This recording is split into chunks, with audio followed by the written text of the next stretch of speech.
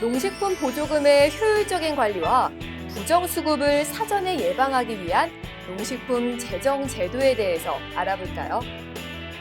먼저 국고보조금이란 보조금 관리에 관한 법률에 근거해 국가 외에자가 행하는 사무 또는 사업에 대해 국가가 이를 조성하거나 재정상의 원조를 하기 위해 재원을 교부하는 보조금, 부담금, 그 밖에 상당한 반대급부를 받지 아니하고 교부하는 급부금을 말하는데요.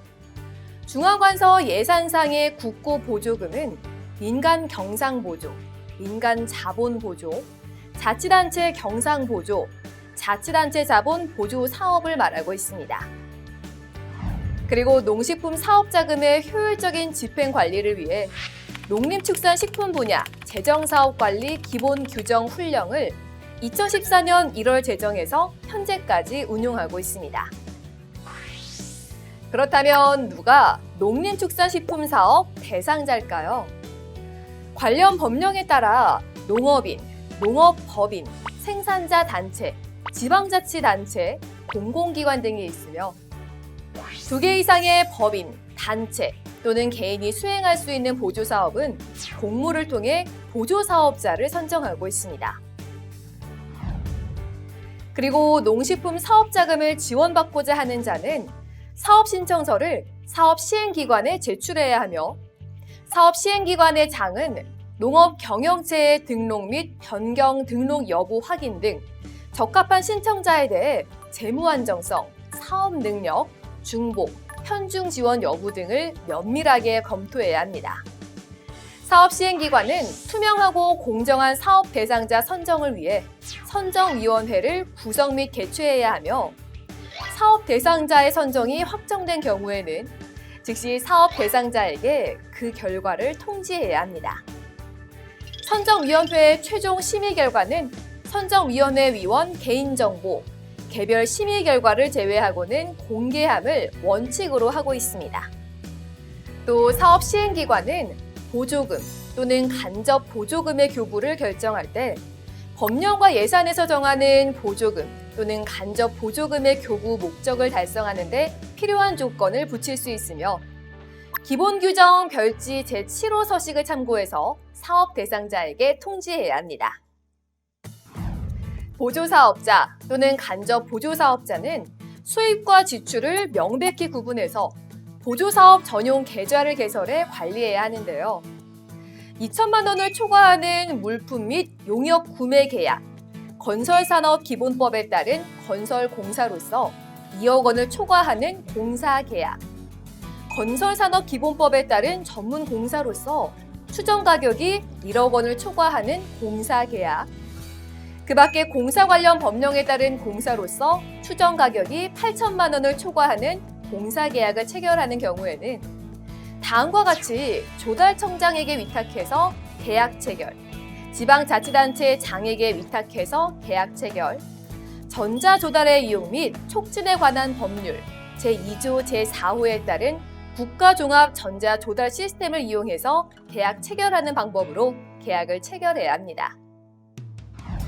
그리고 보조사업자 또는 간접 보조사업자는 보조사업 또는 간접 보조사업을 완료했을 때 사업시행기관의 장으로부터 폐지 승인을 받았을 때 또는 회계연도가 끝났을 때에는 2개월 이내에 실적 보고서 등이 포함된 정산 보고서를 사업시행기관의 장에게 제출해야 하는데요.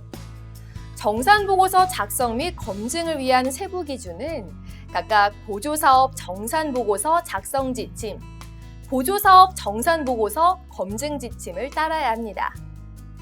같은 회계연도 중 보조사업 또는 간접 보조사업 총액이 1,000만 원 이상인 보조사업을 수행하는 보조사업자 또는 간접 보조사업자는 보조사업에 대해 해당 회계연도 종료일로부터 4개월 이내에 해당 사항을 이 나라도움에 공시해야 합니다.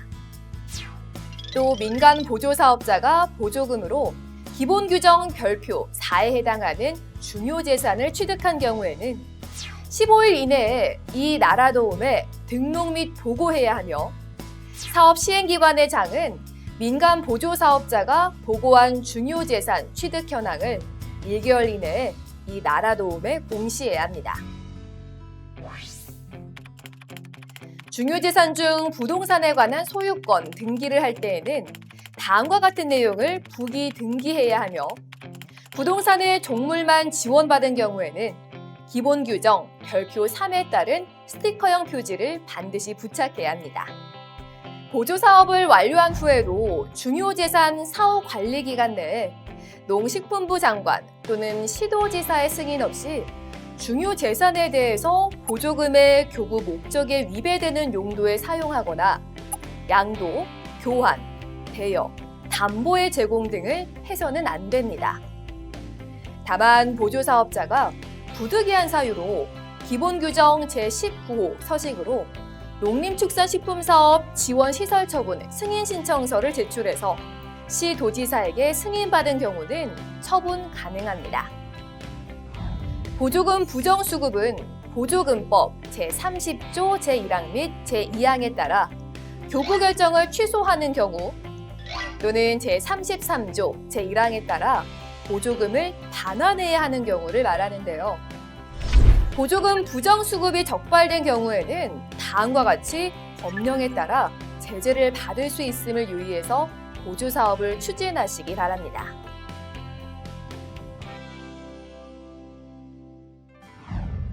그렇다면 보조금 부정수급 및 제재 사례로는 어떠한 경우가 있을까요? 시공업체로부터 자부담금을 돌려받은 경우, 가격을 부풀려서 보조금을 더 받은 경우, 보조사업이 선정되기 전에 설치한 시설을 당해 연도에 설치한 것으로 허위 신청해 보조금을 수령한 경우, 수출 물량을 부풀려서 물류비를 지원받은 경우, 컨설팅 일지를 허위 신청해 보조금을 지급받은 경우, 보조금을 다른 용도에 사용한 경우, 보조금 수령자가 보조금을 지급받기 위한 요건을 갖추지 못한 경우가 있습니다. 이 중 첫 번째부터 다섯 번째 해당 경우에는 제재 부과금 500% 부과되며 수행 배제, 명단 공표 대상이 되며 여섯 번째 경우에는 제재 부과금 300% 부과, 일곱 번째 경우에는 제재 부과금 100%가 부과됨을 참고하시기 바랍니다. 아울러 20년 1월 1일부터는 공공재정 부정청구 금지 및 부정이익 환수 등에 관한 법률이 시행됨에 따라 공공재정 지급금의 허위 청구, 과다 청구, 목적의 사용 및 오지급이 발생한 경우에는 최대 5배까지 제재 부과금을 부과해야 하며 고액 부정 청구 행위자는 명단이 공표됨을 기억하시기 바랍니다.